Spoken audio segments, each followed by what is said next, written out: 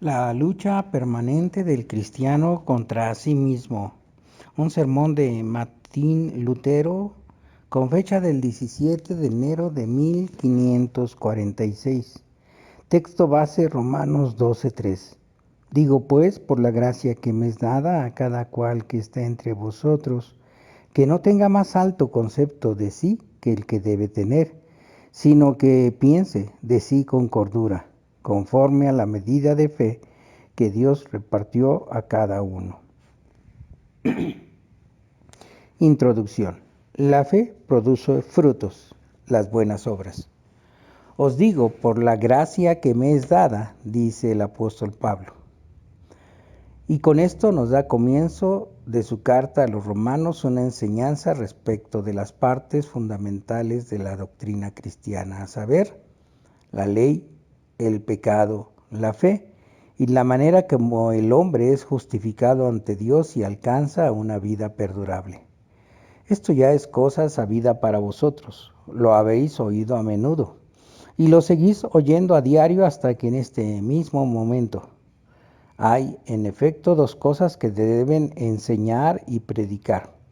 En primer lugar, debe ponerse empeño en predicar correctamente acerca de la fe, y en segundo lugar, debe predicarse con igual empeño y corrección acerca de los frutos de la fe y acerca de las buenas obras. El predicar acerca de la fe incluye demostrar claramente qué es el pecado, qué es la ley, qué es la muerte y cuál es el efecto. Además, cómo podemos volver a la vida y permanecer en ella. Consecuentemente, Pablo comienza todas sus cartas con una enseñanza acerca de la fe, plantando de esta manera un árbol bueno, pues así como todo hombre deseoso de tener un huerto bueno, tiene que plantar primero árboles buenos para que luego aparezcan frutos de buena calidad. Así Pablo provee primeramente buena tierra y buenos árboles y nos enseña cómo nosotros llegaremos a ser árboles buenos, es decir, hombres que creen y que son salvos. Este tema lo trata en la carta a los Romanos hasta el capítulo 12. A partir de allí comienza a impartir enseñanza acerca de los frutos de la fe.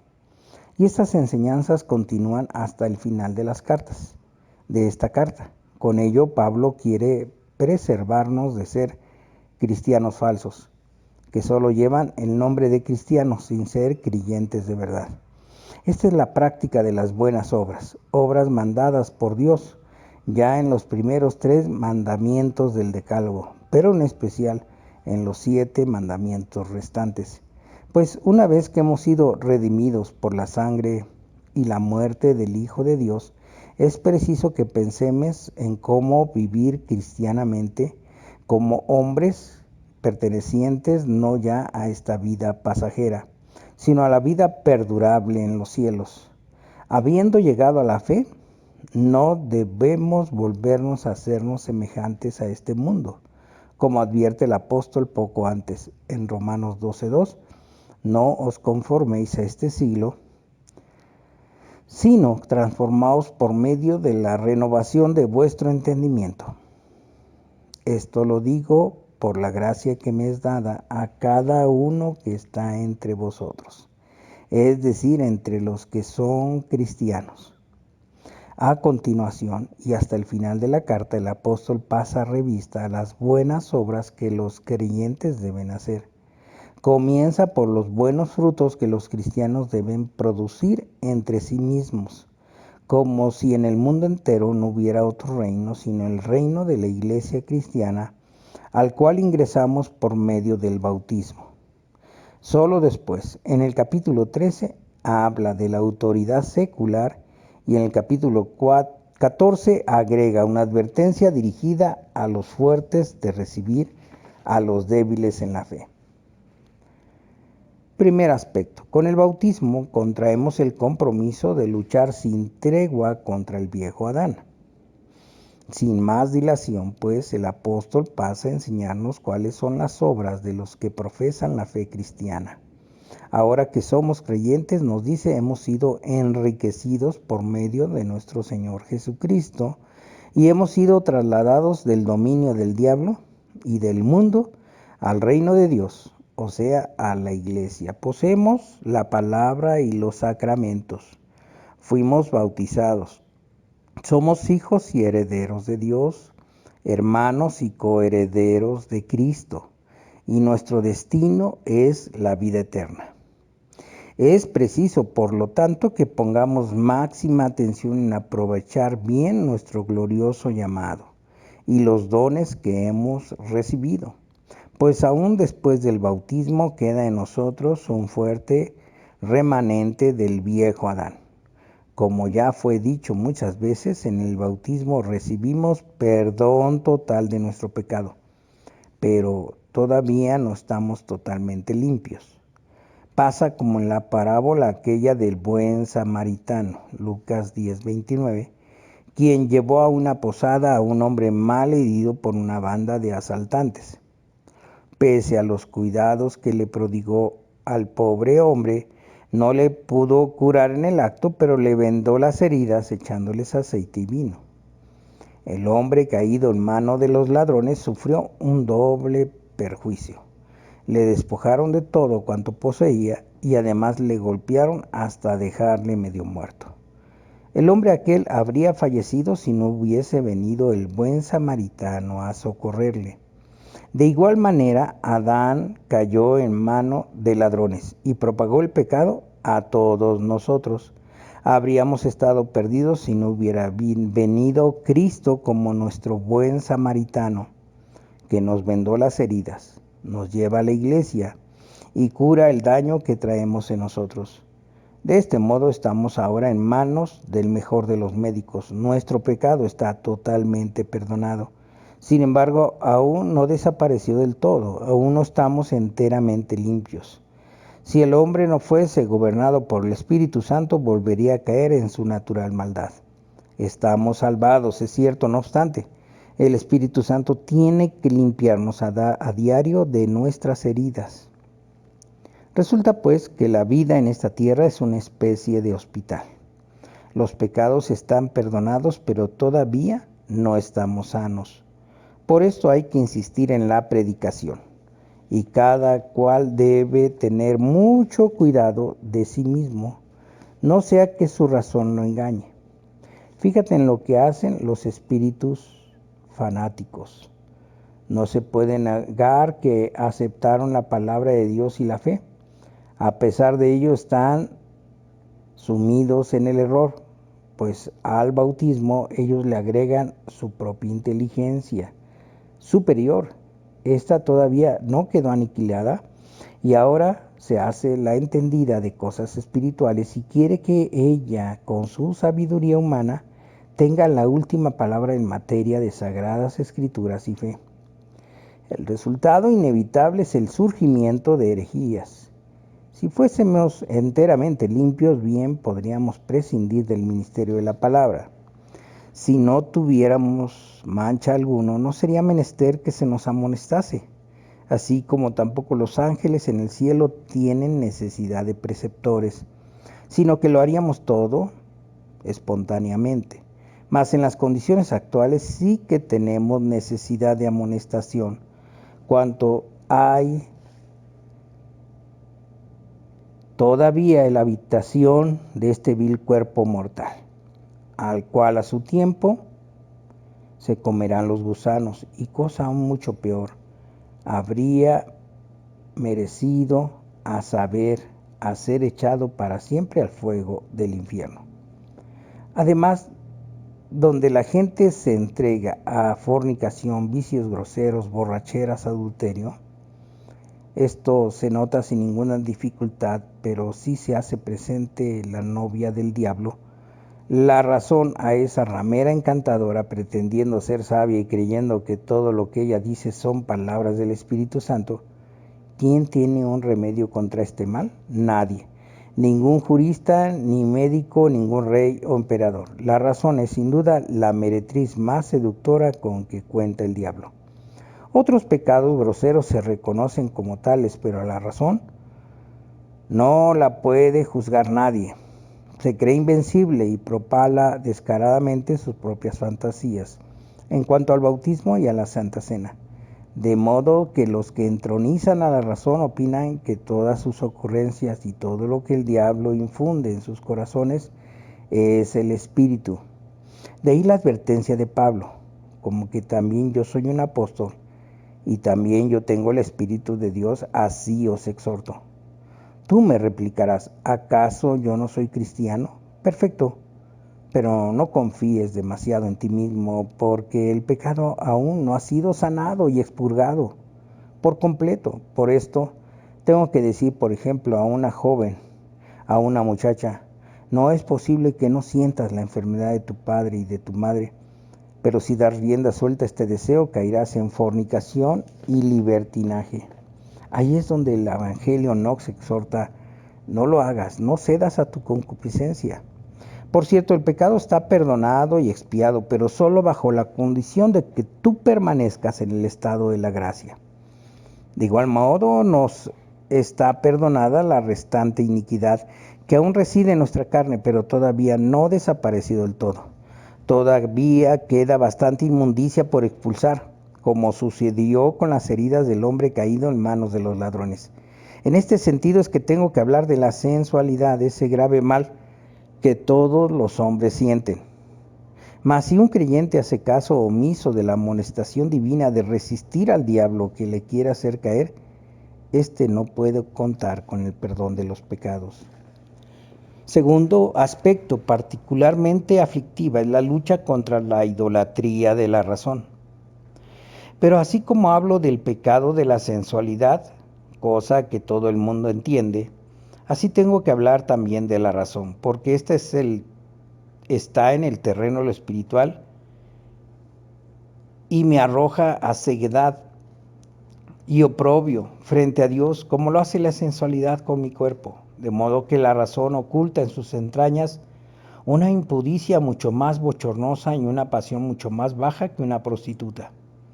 El idólatra de antaño corría tras un ídolo, debajo de todo árbol que tuviese buena sombra, a decir de los profetas, así como el alcahuete de hoy día corre tras una prostituta.